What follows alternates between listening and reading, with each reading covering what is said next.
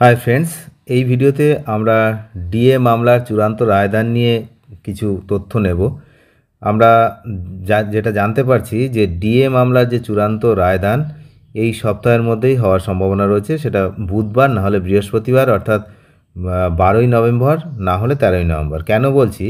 কারণ হচ্ছে একটা স্পেশাল বেঞ্চ গঠন করা হয়েছে। এটাই হচ্ছে বিষয় যে 12ই নভেম্বর ডিএ মামলার রায়দান হতে পারে এমনটাই মনে হচ্ছে। তার কারণ 12 তারিখ দুপুর 3টের সময় মাননীয় বিচারপতি সঞ্জয় করল এবং বিচারপতি প্রশান্ত কুমার মিশ্রের স্পেশাল বেঞ্চ গঠন করা হয়েছে। ইতিমধ্যেই 12 তারিখের গঠনটা হয়ে গেছে এবং 13 তারিখে দুপুর 2টোর সময় মাননীয় বিচারক সঞ্জয় করল এবং অন্য বিচারপতির নাম এখনও প্রকাশ করা হয়নি, দ্বিতীয় জাজ কে থাকবেন, সেখানেও কিন্তু একটি স্পেশাল বেঞ্চ গঠন করা হয়েছে। অর্থাৎ বুধবার এবং বৃহস্পতিবার পরপর স্পেশাল বেঞ্চ গঠন হয়েছে। এবং আপনারা জানেন যখন কোনো রায়দান হয় সেই সময় কিন্তু আমরা স্পেশাল বেঞ্চ গঠনের বিষয়টা দেখতে পাই। আর একটা বিষয় দেখতে পাই, সেটা হচ্ছে কোনো সাংবিধানিক কোনো বিষয় থাকলে, কোনো মামলা থাকলে বা কোনো সাংবিধানিক কাজকর্ম কিছু থাকলে তখন কিন্তু সুপ্রিম কোর্টে অনেক সময় স্পেশাল বেঞ্চ গঠন করা হয়। তো এক্ষেত্রে 2 দিন পরপর স্পেশাল বেঞ্চ গঠন করা হয়েছে। যদিও যেটা বললাম বৃহস্পতিবারের সেকেন্ড জাজ যিনি হবেন সেই নাম এখনও প্রকাশ করা হয়নি। তো সেই জন্য কিন্তু আমরা খুবই আশাবাদী যে যেহেতু ডিএ মামলার লাস্ট হিয়ারিং আপনারা দেখতেই পাচ্ছেন, এই যে সুপ্রিম কোর্টের ওয়েবসাইটে আমি আছি, 8/9/2025 অর্থাৎ সেপ্টেম্বর মাসের 8 তারিখে লাস্ট ফিজিক্যাল হিয়ারিং সেগুলো হয়ে গেছে।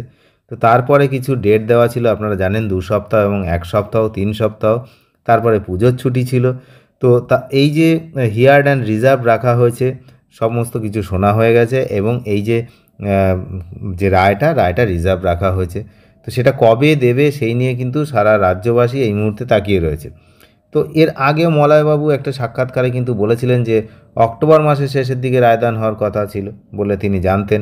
এদিকে নভেম্বর মাস শুরু হয়ে গেছে, তাহলে অক্টোবরের শেষের দিকে যখন রায় হওয়ার কথা ছিল সেই মাস তো চলে গেল। তারপরে এখন আবার নভেম্বর শুরু হলো, নভেম্বরের হাফ হয়ে গেল, প্রায় মাঝামাঝি, তাহলে মাঝামাঝি হতে যাচ্ছে। তো এখনও যদি রায়দান আমরা না পাই তাহলে রায়টা কখন পাবো, সেটা তো একটা সবচেয়ে বড় প্রশ্ন।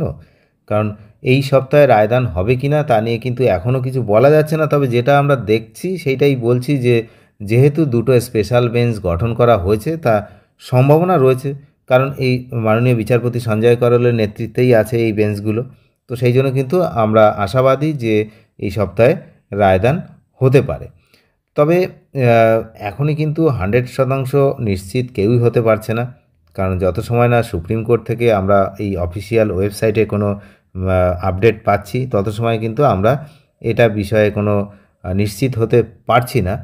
তবে এটা বলা বাহুল্য যে এই রায়ের হলেও এই রায় ধরুন আমরা রায়টা ডিএর রায়টা যারা কর্মচারী সংগঠন রয়েছেন তারা জিতে গেলেন, তো তারপরে কি হবে?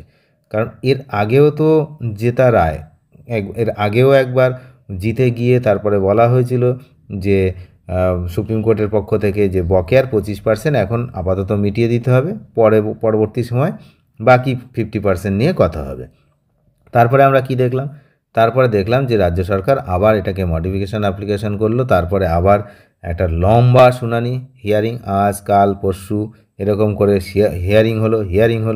হিয়ারিং হওয়ার পরে আবার হচ্ছে এই রায়দান রিজার্ভ রাখা হলো।